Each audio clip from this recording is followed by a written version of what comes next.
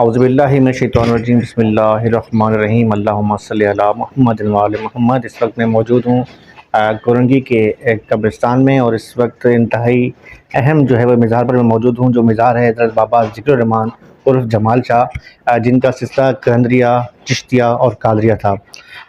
13 رمضان کو ان کا جو ہے وصال ہوا تھا، اور میں آپ کو آگاہ کرتا چلوں کہ پہلے رمضان کو ہی جو ہے یہاں پر اس قبرستان میں ہی آ کر بیٹھ گئے تھے، اور سجدے کی حالت میں جو ہے صبح جو ہے فجر کی نماز کے وقت جو ہے ان کا جو ہے وہ انہوں نے پردہ فرمایا، اور یہ تاریخ تھی 4 فروری 1996 کا دن تھا، بروز ہفتہ۔ تو ان کے مریدین میں جو ہے بڑی تعداد موجود ہے۔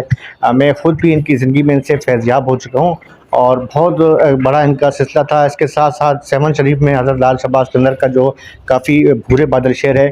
جو تصوف کے طالب علم ہیں، جو تصوف سے دلچسپی رکھتے ہیں، انہیں پتہ ہوگا کہ مختلف کافیاں ہوتی ہیں سیون شریف میں، تو لال شہباز قلندر کی جو ہے وہ ایک کافی ہے بھورے بادل شعر، وہاں پر یہ سرگروہ فقراء رہے کافی عرصہ۔ اور سب سے بڑی بات یہ ہے کہ صدر کے علاقے میں ایک جو ہے وہ برگد کا درخت ہے، اس کے نیچے یہ بیٹھتے تھے، انگوٹھیاں بیچتے تھے، اپنے ہاتھ سے خود محنت کرتے تھے، کسی سے، ان کا کہنا تھا کہ فقیر وہ ہوتا ہے، درویش وہ ہوتا ہے جو خود محنت کرے، کسی سے مانگے نہیں۔ تو ان کی خاص خاصیت تھی، بڑے بڑے مرید ان کے پاس آتے تھے، وہیں آ کے ان سے بیٹھتے تھے۔ ان کے مریدین میں جو ہے مشہور جو ہے وہ حضرت مہتاب شاہ ہیں، قریبی جو ان کا مزار ہے وہ بھی قادری سے لے کے ہیں۔ اس کے ساتھ ساتھ چکوال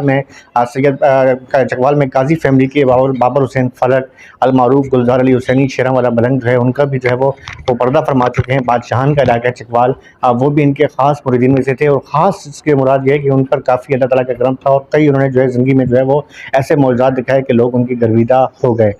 ان کے مریدین میں جو ہے تمام اکابر فکر کے لوگ موجود تھے، جس میں مرزا جعفر رشید بھی تھے، سنی بھی تھے،